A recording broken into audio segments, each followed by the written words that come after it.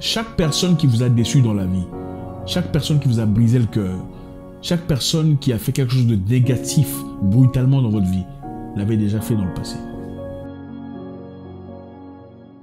Bonjour à tous les amis, Zach Mwekassa, fondateur de Mwekassas. Merci infiniment de faire partie de notre communauté. Toujours un réel plaisir. Merci de nous attendre si tard. Pour beaucoup d'entre vous, je suis très honoré. Merci à tous les anciens, ceux qui nous suivent depuis longtemps. Vous êtes très appréciés. Merci à tous les nouveaux. Votre première fois avec nous, enchanté. J'espère qu'à la fin de cette vidéo, nous n'en sortirons pas bredouille. Aujourd'hui est un jour très intéressant. J'ai passé une superbe journée. J'espère que vous aussi d'ailleurs. C'est toujours génial. Je vous en parlerai très bientôt, en tout cas ce qui s'est passé aujourd'hui. Et je suis convaincu que beaucoup en sortiront remplis. Aujourd'hui, on va parler d'un sujet très intéressant. On a tous besoin de parler à quelqu'un, vous savez, n'est-ce pas? Voilà, on traverse des difficultés et c'est essentiel de pouvoir partager, pouvoir se nourrir mutuellement et grandir. Je vais commencer par vous raconter une histoire. Un papa que je respecte avait engagé plusieurs domestiques, plusieurs travailleurs. Plusieurs personnes travaillaient pour lui. Et parmi ces personnes, il y avait une personne spécifique qu'il aimait beaucoup. C'était un jeune homme intéressant, fort, ayant l'âge de ses enfants. Et c'est peut-être la raison pour laquelle il avait un amour particulier pour lui. Ce jeune homme, malheureusement, avait des sérieux problèmes de vol. Il ne ratait aucune occasion de soutirer quelques billets de dollars venant des poches de ce papa. Et la première fois qu'il a pris cet argent, le papa lui a rien dit. Il se disait, bon, certainement, il est en difficulté, il a peut-être des problèmes de famille, voilà pourquoi il a pris mon argent. À la seconde occasion, le papa n'a rien dit. Il se disait, bon, peut-être qu'il veut prendre soin de sa famille, il a des problèmes, voilà pourquoi il a pris l'argent, c'est pas grave. Après tout, il est un peu comme mon enfant aussi. La troisième occasion, il a encore retiré de l'argent de son sac. Alors cette fois-là, le papa lui dit, tu as pris de l'argent de mon sac. Pourquoi? Le garçon nie. Et le papa ne force pas, il laisse tomber. Il s'est dit, bon, c'est pas grave, je ne vais pas le chasser. Hein, il est en difficulté, il a des problèmes, je comprends. Après tout, il est comme mon fils. Il n'a peut-être pas eu une famille aisée, voilà pourquoi il travaille comme domestique. Donc le papa trouvait toujours des opportunités de trouver des excuses pour justifier le comportement de ce garçon. À la quatrième occasion, qu'est-ce qui s'était passé cette fois-là? Ce papa avait vendu sa maison. Il avait vendu sa maison. Vous savez, en Afrique, quand vous vendez votre maison, c'est le cash que vous recevez. Les transactions sont souvent en cash. Il prit son argent pendant qu'il s'apprêtait à aller transporter son argent à la banque ou autre chose, je ne sais pas, peu importe. L'argent était placé dans son sac. Il plaça son sac sur le lit. Et à son retour, le sac n'y était plus. C'était le même garçon qu'il avait tout le temps pardonné. Le même garçon pour qui il avait toujours trouvé des justifications pour ses comportements de vol. Le même garçon qu'il considérait comme son fils. Avait pris tout ce qu'il avait. Ils étaient en allée. Et était parti. Triste nouvelle, n'est-ce pas? Pourquoi j'en parle? C'est parce que c'est un papa que je vis récemment. Et il est en difficulté. Il n'est pas bien. Il n'est pas en bonne santé. Il a perdu l'usage de son bras et de sa jambe suite à cette histoire. Mais le papa était bon. C'était une personne de la vieille école. Il était gentil, sympathique et avait de la considération. Il se disait, bon, peut-être qu'il va changer. Peut-être qu'avec le temps, les choses changeront. Mais ça n'a pas changé. C'est sa vie qui a changé. Quelle est la leçon ici aujourd'hui, les amis? La leçon est que quand quelqu'un vous montre ce qu'il est, il ne faut pas essayer de le changer. Ou il ne faut pas essayer de trouver des justifications justifiant sa situation. Quand quelqu'un vous montre que c'est un voleur, comprenez que c'est un voleur. Ce n'est pas parce que ses parents étaient pauvres, ou sa famille était en difficulté, ou telle situation. Ce n'est pas ça, c'est un voleur.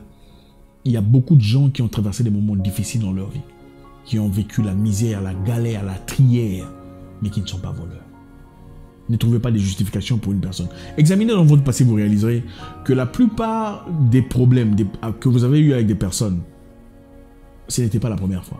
C'est-à-dire, chaque personne qui vous a déçu dans la vie, chaque personne qui vous a brisé le cœur, chaque personne qui a fait quelque chose de négatif brutalement dans votre vie, l'avait déjà fait dans le passé.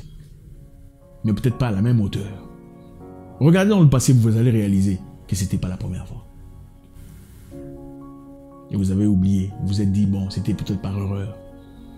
Vous ne vouliez peut-être pas le juger. Vous vous disiez c'est peut-être parce qu'il a connu des difficultés dans sa vie. Peut-être c'est parce qu'ils ont été pauvres. Elle est peut-être méchante parce que voilà, ses parents sont morts très jeunes. Ce n'est pas ça. Elle est naturellement méchante. Ce n'est pas parce que les parents sont morts jeunes. Ah, il est peut-être comme ça, c'est parce que son père l'a battu dans sa jeunesse. Non, ce n'est pas ça. C'est ça sa vraie identité. Je vais vous raconter une autre histoire. Un ami que j'aime beaucoup sortait avec une jeune dame, Marina. On l'appellera Marina. Marina était une fille très jolie. Elle était attirante, pimpante, pétillante. Ça, je vous dis la vérité. Bon, c'était la copine de mon ami.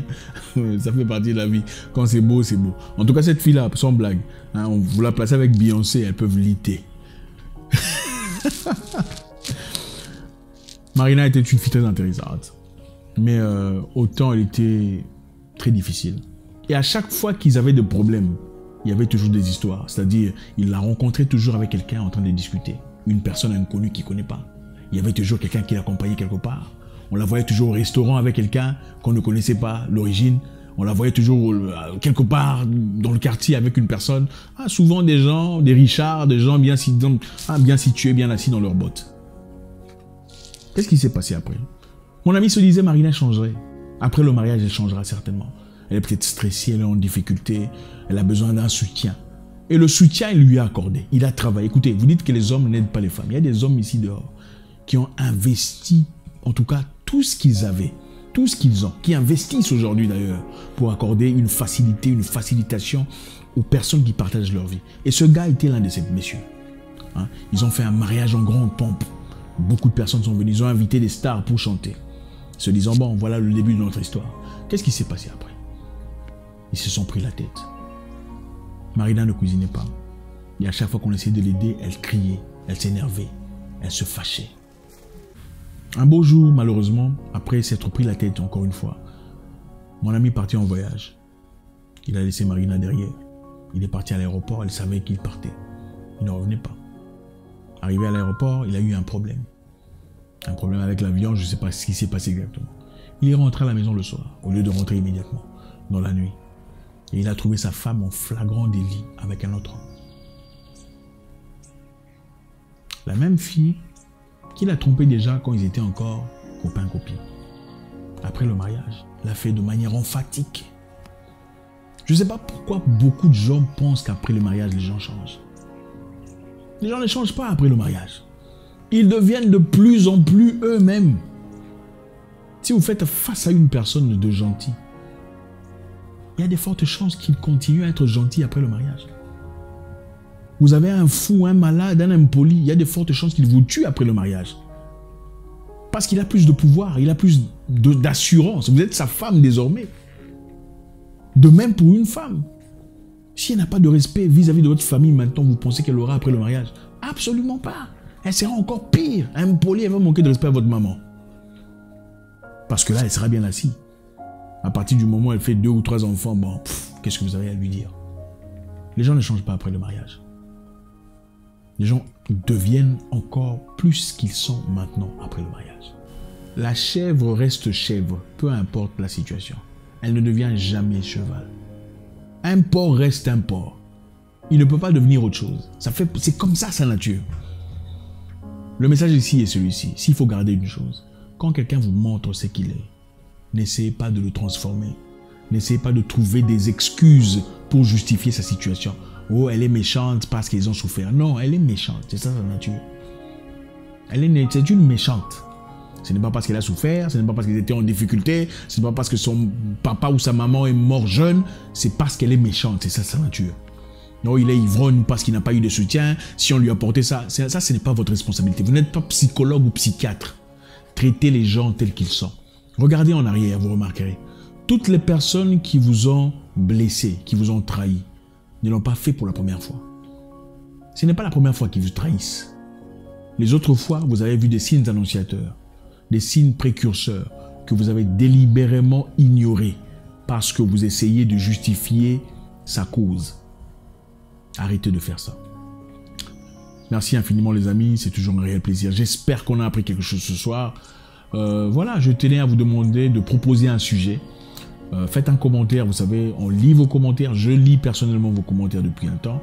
Donc si vous avez un message à me passer, voilà votre opportunité. Peut-être que je vous répondrai directement, si pas par vidéo. Proposez-nous un sujet, n'oubliez pas. Et avec un peu de chance, ça sera peut-être le vôtre qu'on développera prochainement. J'espère vous parler encore très bientôt dans une nouvelle vidéo. Mon nom est Zach Mouikassa, le guerrier noir. Votre frère.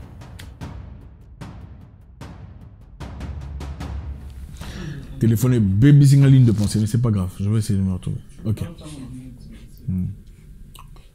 Que je continue?